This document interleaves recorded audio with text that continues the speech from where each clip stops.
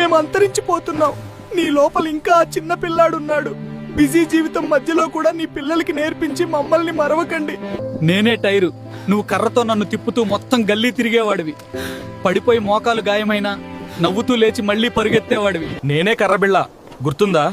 School నుంచి రాగానే నన్నే వెతికేవాడివి. ఇప్పుడు నీ దగ్గర అన్నీ ఉన్నాయి, కానీ ఆడాలనే మనసు మాత్రం లేదు. నేనే గోలి, గెలిచినప్పుడు నన్ను జేబులో నింపేసుకునేవాడివి.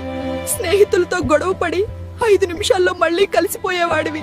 నేనే బొంగరం, నన్ను తిప్పుతూ నువ్వు చుట్టూ తిరిగి నవ్వేవాడివి.